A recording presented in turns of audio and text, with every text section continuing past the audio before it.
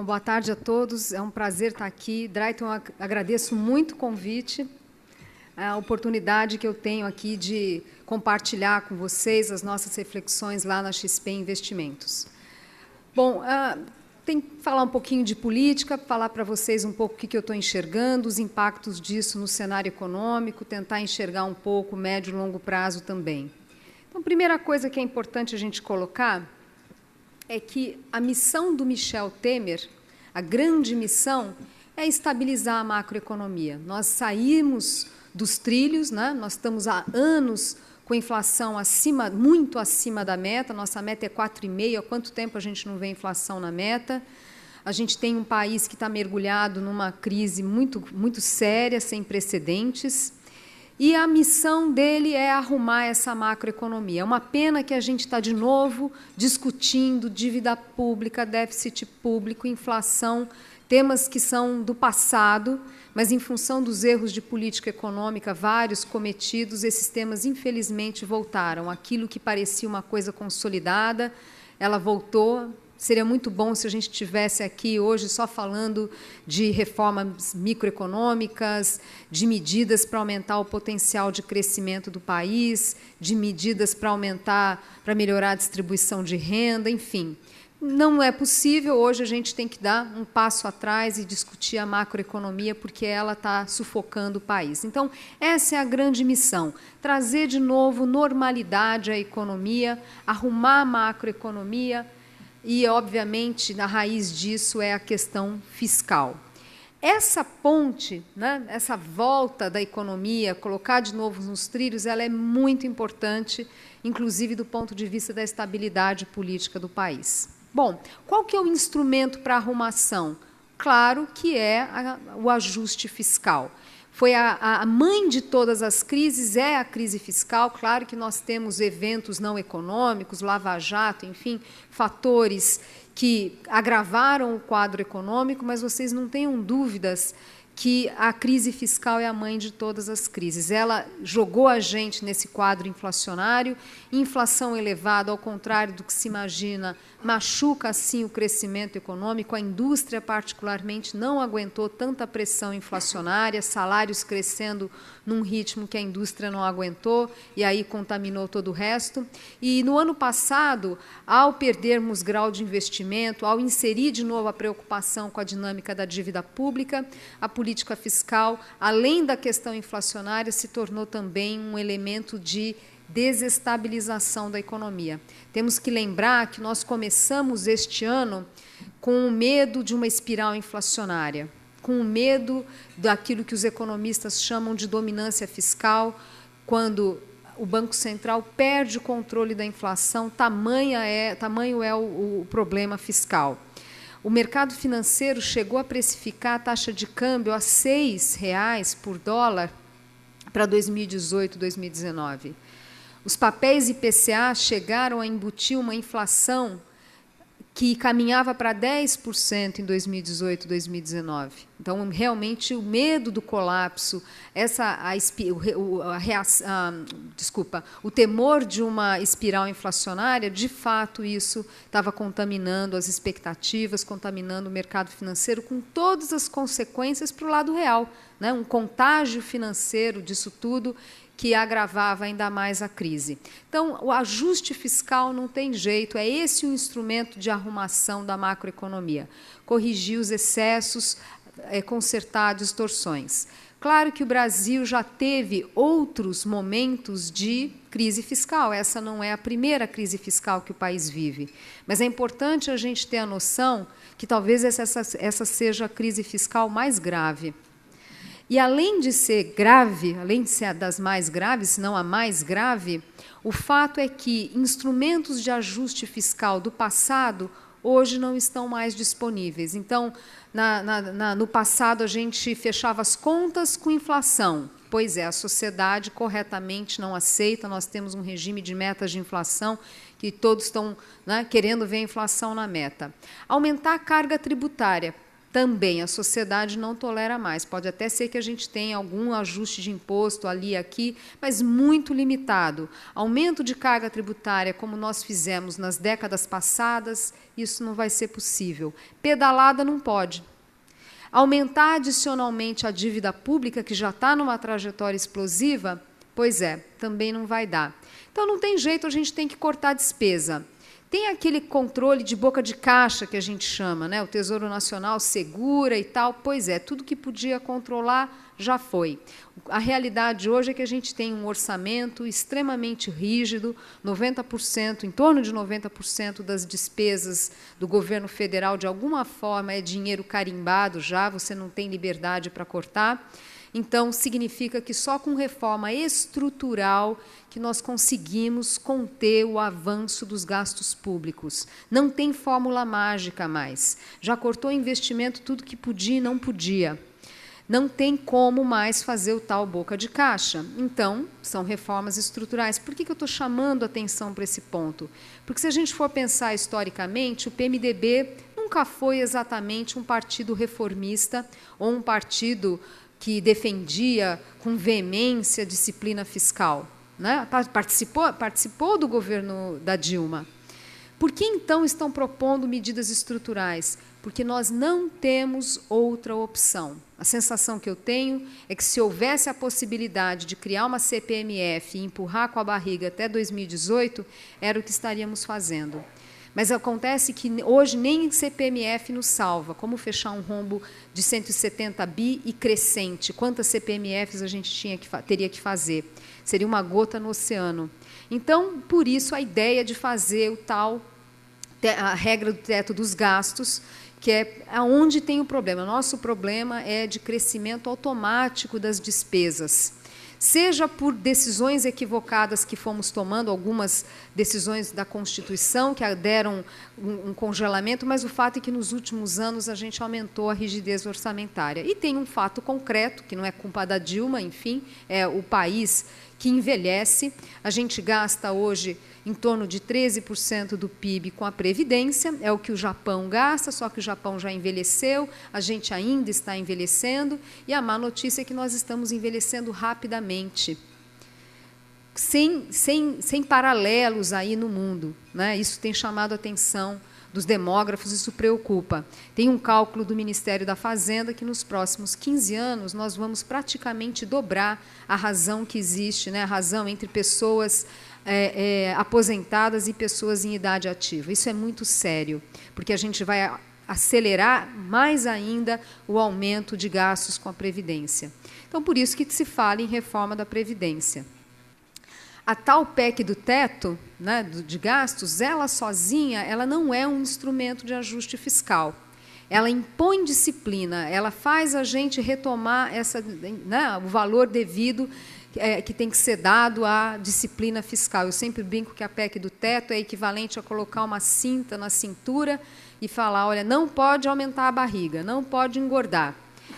Claro que o sujeito, se está com uma cinta na cintura, vai ter que dar um jeito de melhorar os seus hábitos. Então, é isso que a PEC faz. Ela impõe essa disciplina, mas vai forçar o país a discutir as suas políticas públicas, né? E acho que vai ser importante, inclusive, para a nossa democracia, porque a gente estava meio que empurrando com a barriga, né? Toda vez que havia uma demanda para gastos, a gente aumentava gastos e daí fechava com, como eu disse, ou o aumento da carga tributária, ou a pedalada, e vamos que vamos, o fato que não tem mais espaço para isso. E a gente gerou uma tremenda ineficiência nos gastos públicos. Uma das consequências de você não respeitar o orçamento, de você não ter disciplina fiscal, é que você também fica descuidado, né? Acaba fazendo alocações de recursos aonde não deveria. Então, nós temos um Estado que gasta muito mal. Bom, a crise, ao menos, serve para que a gente discuta essas questões, né? Então, a PEC do teto foi um passo importante, um primeiro passo, não é bala de prata, achar que a PEC do teto vai resolver nossa vida, não é isso, mas foi um passo importante, um passo largo.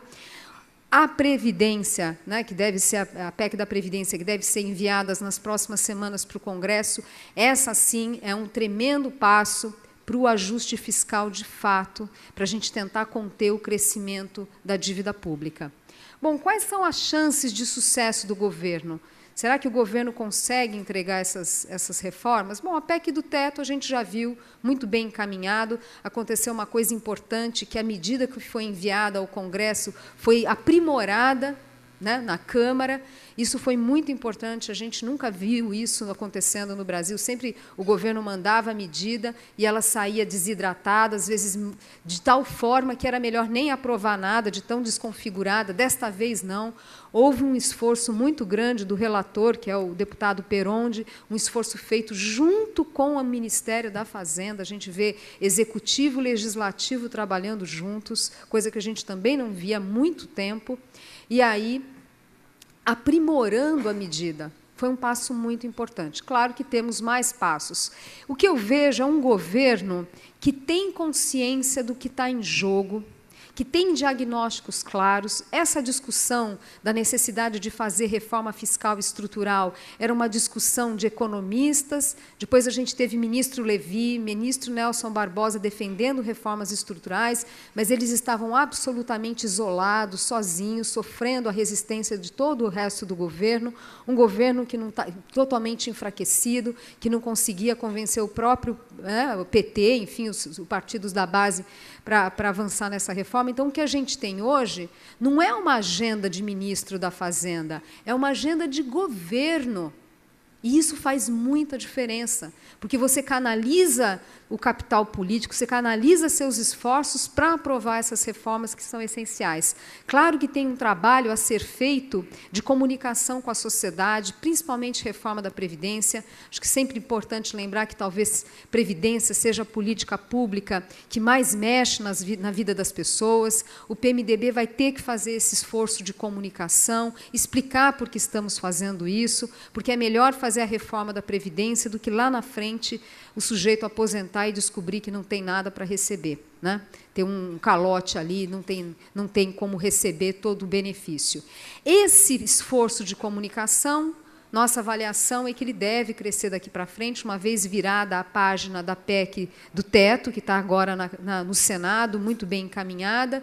Nossa expectativa é, uma vez sendo enviada a PEC da Previdência, esse trabalho de comunicação que é essencial, transparência, comunicação, a gente acha que isso vai fazer. Então, vai ser feito. Então, nossa avaliação na XP é que sim, o governo consegue entregar essa arrumação da casa em 2018, da gente ter inflação na meta, ter, portanto, taxa de juros mais civilizada, a gente acha que pode chegar a um dígito, pode ter um crescimento econômico cíclico, né? Não estamos falando aqui de crescimento de longo prazo, não é disso, estou falando de uma volta cíclica a partir de corte de juros.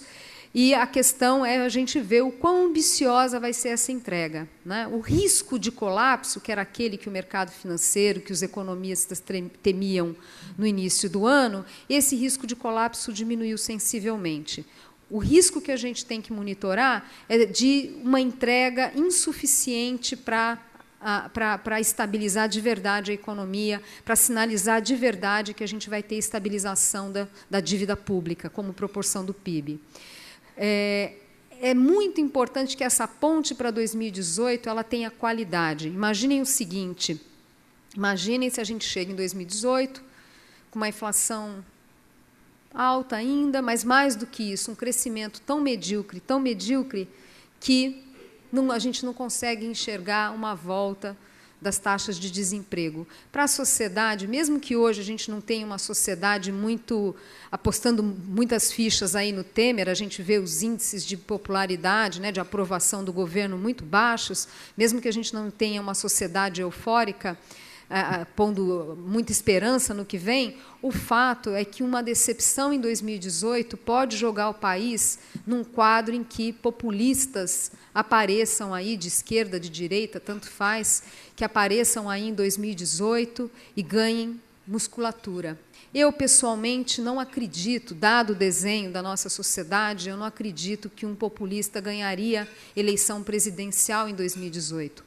Mas só o fato de aparecer um candidato assim, que tumultua o ambiente econômico, que faz todo mundo ficar de novo preocupado com o país, e empresários, investidores, todo mundo puxando de novo o freio, né? Isso seria muito ruim para o país. Então, o cenário que a gente tem que tomar cuidado é de termos um quadro ainda muito frágil, ainda muito medíocre em 2018, que gere um descontentamento na sociedade e que, portanto, possa comprometer a nossa agenda de longo prazo. Né? Sem ter a macroeconomia arrumada, fica difícil a gente avançar na agenda microeconômica. Claro que tem coisas que podem ser feitas, mas, por exemplo, um programa de concessões de infraestrutura, que tem um cronograma a partir do ano que vem, como é que você faz concessão de infraestrutura se a gente estiver ainda com dúvidas em relação à dinâmica da dívida e, portanto, à Selic, e, portanto, ao câmbio, e, portanto, à inflação?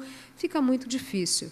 Então, essa é a pedra fundamental. É isso que está em jogo. A gente precisa fazer essa ponte para 2018 para garantir que, dali para frente, a gente possa ter uma agenda econômica do país mais ambiciosa. Aquela agenda que era para ter sido avançada pela Dilma e ela não conseguiu, e ela gerou um tremendo retrocesso no país. O país precisa de medidas para ter ganhos de produtividade, para ter histórias de sucesso, como a que o Décio falou para a gente hoje. Mais histórias de sucesso, para que o país consiga diminuir esse hiato que tem em relação ao resto do mundo. O trabalhador brasileiro, a produtividade do trabalhador brasileiro é 30% da produtividade do trabalhador americano.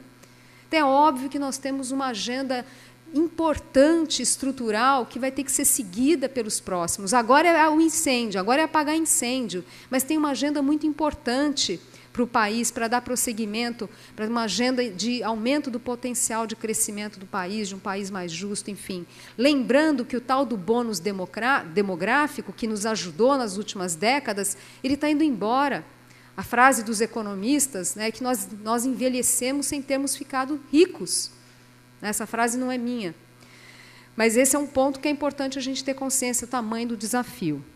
Bom, a gente acha, na XP, que sim, tem condição dessa entrega, o risco é ser uma entrega mais ou menos, aí que a gente vai ter que monitorar, tem hora que a gente está mais otimista, tem hora que a gente está menos otimista, mas temos uma visão positiva em relação à entrega. Tem alguns cuidados que a gente tem que tomar. Aqui, antes disso, só para mostrar o quanto é importante a macroeconomia arrumada. Esse aqui é o resultado da última pesquisa desses índices de competitividade, né, do Banco Mundial, é o Global Competitiveness Index, que é feito também aqui, né, com a parceria da Dom Cabral aqui no Brasil.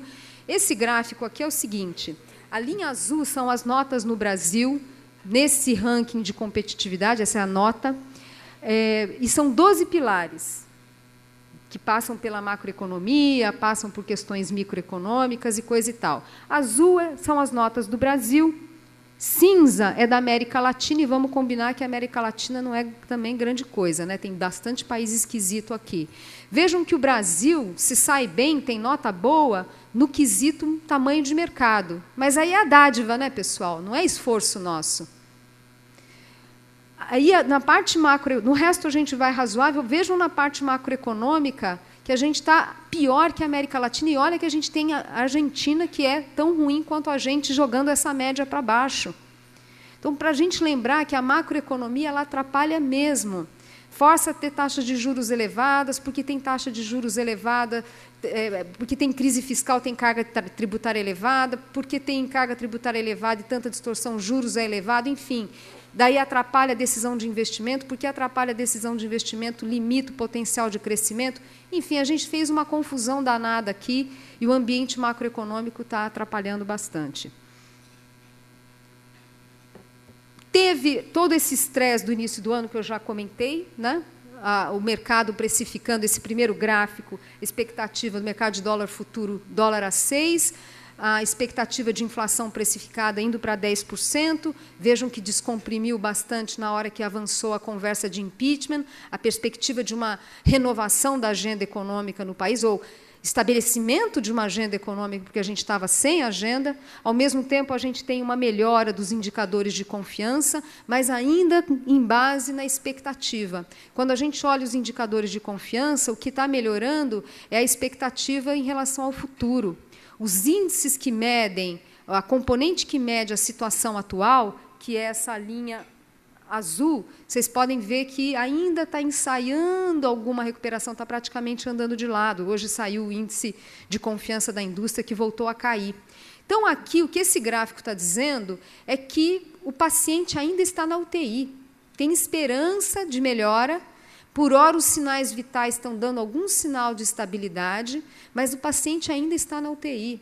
A fragilidade da economia é muito grande e, por esse aspecto, não existe margem para erro.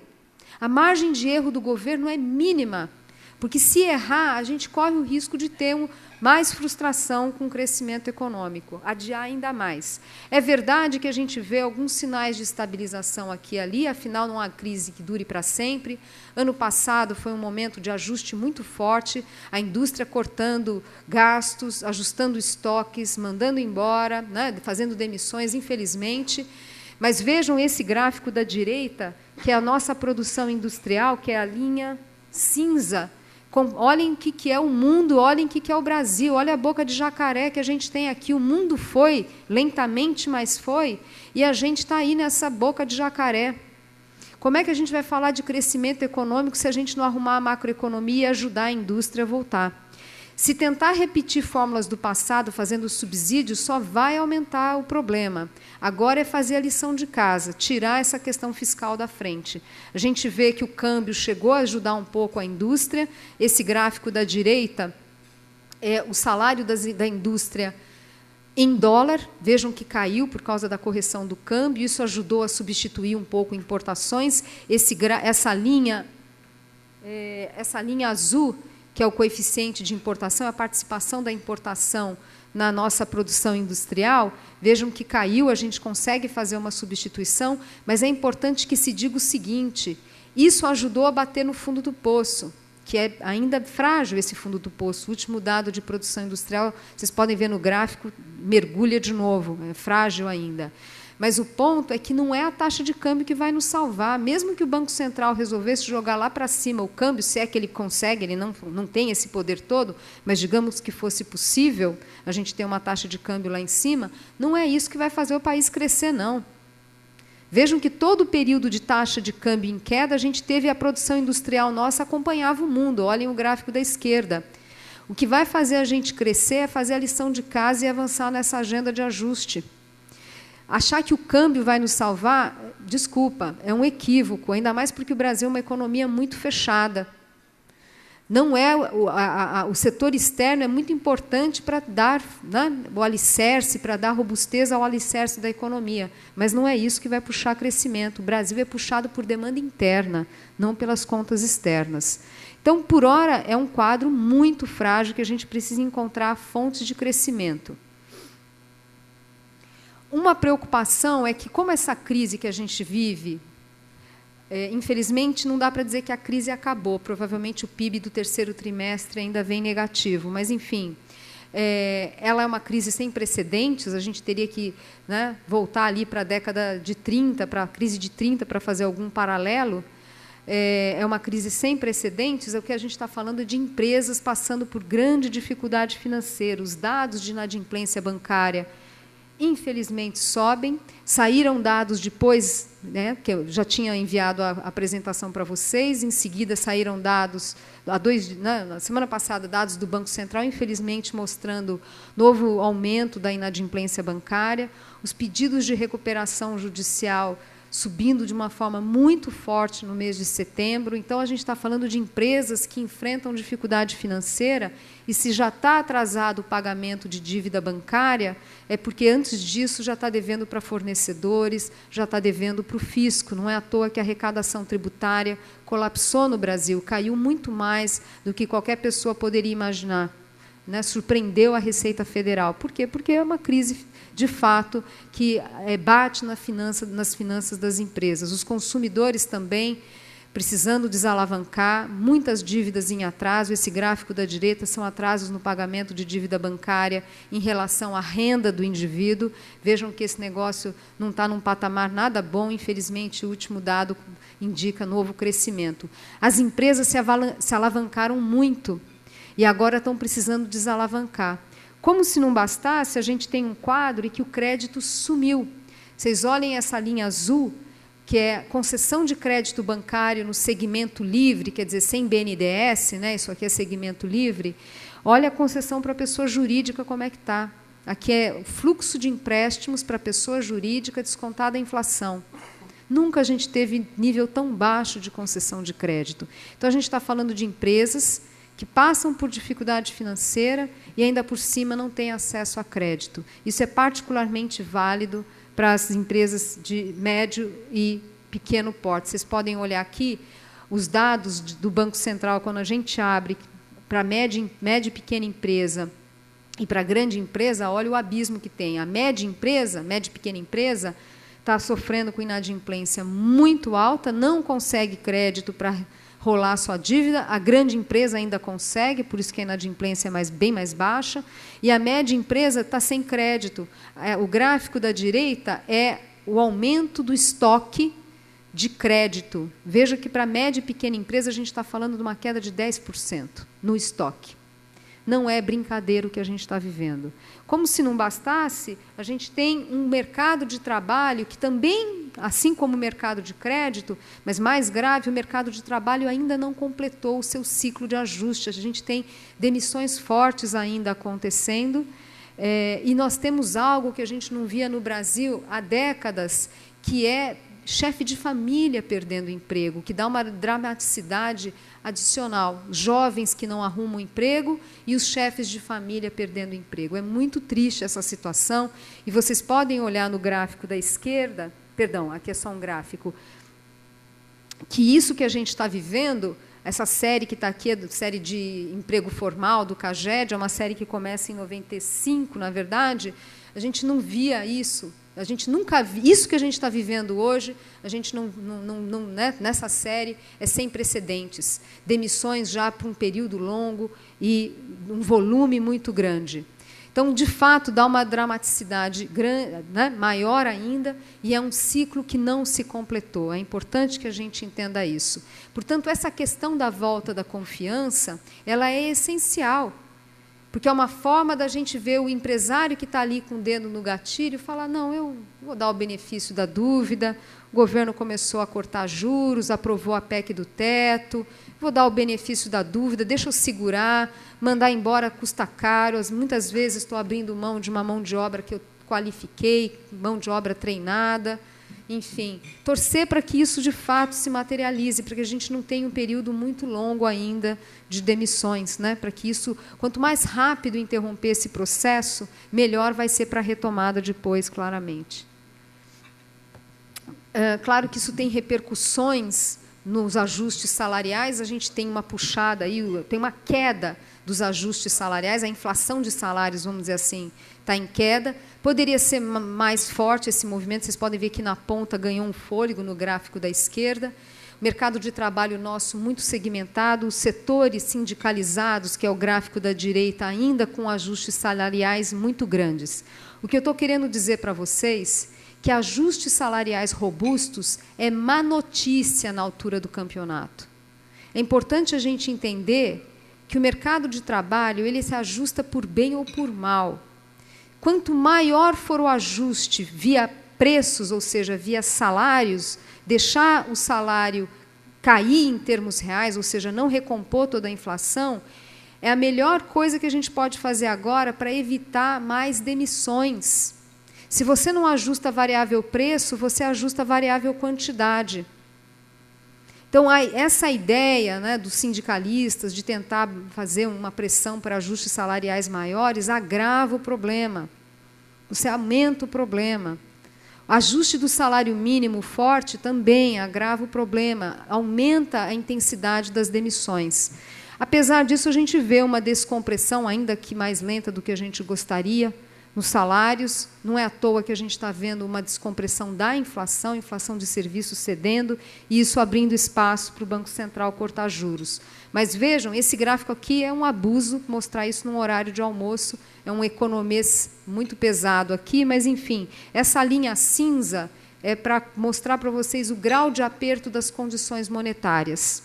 E a linha azul é a variação do PIB, que é o cálculo que o Banco Central divulga mensalmente, a estimativa de PIB, aqui são as variações anuais. Vocês podem ver que uma curva é espelho da outra, para a gente lembrar que política monetária funciona assim.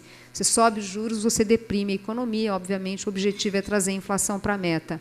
Mas o problema é que a gente está com um nível muito forte de aperto monetário, claro que isso abre um espaço para o Banco Central cortar juros, mas esse é um processo que ainda vai se materializar e, obviamente, compõe esse quadro de fragilidade da economia. Então, torcer para que o Banco Central, de fato, fique confiante em relação à queda da inflação, que ainda está muito alta, 8,5%, e a gente consiga, de fato, ter alguma volta cíclica da economia, nem que seja para o final do ano que vem, nem que seja no segundo semestre, mas que a gente consiga, de fato, colher os frutos da queda de juros. Bom, um ponto que é importante falar aqui rapidamente com vocês é que o cenário internacional tem uma importância agora nessa conjuntura de curto prazo. Imaginem vocês como estaria o país se a gente tivesse um quadro internacional perverso, com China com pouso forçado, que a gente chama hard landing, com Estados Unidos subindo juros loucamente, sei lá o quê.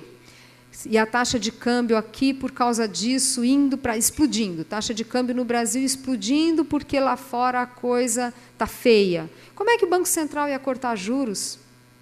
A gente já está fazendo todo esse esforço fiscal, todo esse esforço estrutural, sem conseguir colher os frutos via corte de juros e, portanto, algum alívio na atividade econômica, porque a taxa de câmbio explodindo, o Banco Central fica sem ação.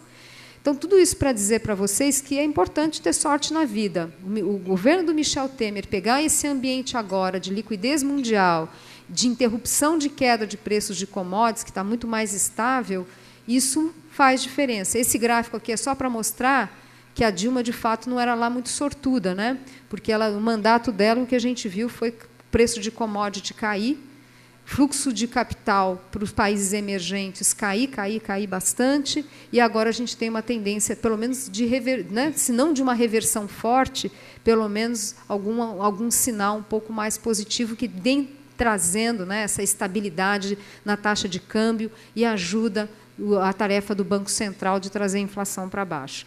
Esse componente da sorte, nesse momento, é muito importante. Claro que não estou falando de um cenário benigno, né? O Lula era mais sortudo que o Temer. A gente está falando de um mundo que desacelera. Vocês podem ver ali os dados de crescimento da produção industrial nas economias avançadas e nas economias emergentes. Anda todo mundo junto, não tem esse negócio de descasamento, todo mundo desacelerando. A única notícia mais positiva, e por isso que os emergentes voltaram a chamar a atenção dos investidores, é que a China já desacelera num ritmo um pouco mais lento. Os sinais recentes são que o ritmo de desaceleração da China tem perdido força, quer dizer, a economia parece dar algum sinal de estabilidade no seu ritmo de crescimento. Mas é claro que a gente está falando de um mundo que está num quadro frágil ainda. O comércio mundial, esse gráfico aqui é crescimento do comércio mundial nos últimos 12 meses. A gente está falando de um comércio mundial que está estagnado. E isso, obviamente, tem implicações para preços de commodities, para países emergentes. Por isso que eu falei, reforço o meu ponto para vocês, não é a taxa de câmbio que vai nos salvar, porque nem tem para quem exportar adicionalmente, o mundo está desacelerando. Então, isso, obviamente, tem implicações nos preços de commodities, tem uma correlação importante entre importações da China e preço de commodities, então não é por aí que a gente vai ter crescimento. O nosso crescimento vai ter que ser pelo mercado interno, e a regra é essa, ajusta o fiscal, traz confiança, Banco Central corta juros, né? A inflação cai mais rapidamente, Banco Central corta juros, e aí a gente vai ter alguma volta cíclica da economia. Quanto maior a capacidade de entrega do governo e quanto mais sortudo for o governo, mais facilmente vai ser entregar a estabilização do país em 2018. Lá na frente, se tiver ruídos na economia internacional, e é natural que tenha, se o Brasil já tiver saído da UTI, a gente aguenta. O duro é se reverter e a gente ainda não saiu da UTI. Por isso que esse componente sorte ele é tão importante. Bom, e aqui, então, eu vou já nas considerações finais para a gente poder abrir para o debate. Então, a grande mensagem que eu quero colocar para vocês é que faz sim diferença a gente ter um governo que, gostando ou não dele, tem mais clareza em relação, aos desafios do país, tem sim um programa sólido de ajuste da economia, são pragmáticos, têm habilidade política para entregar, precisa fazer um esforço aí, né, de comunicação, precisam ser ambiciosos nessa entrega para a gente chegar em 2018 tranquilo e ter continuidade dessa agenda. Num cenário ainda de curto, médio prazo, infelizmente, nós estamos falando de uma economia ainda muito frágil, com as empresas passando por dificuldades financeiras, precisando desalavancar, isso vai ainda contaminar o ambiente econômico, tem, infelizmente, mais aumento do desemprego, mas é isso. Pelo menos tem um governo que entendeu que não pode errar, porque, como o paciente não saiu da UTI, não pode errar, porque, senão, realmente, a gente pode comprometer o futuro do país. Essa ponte para 2018, para que, lá na frente, os próximos presidentes tenham agendas ambiciosas de aumentar crescimento, é essencial. Bom, são essas minhas colocações por hora. Obrigada.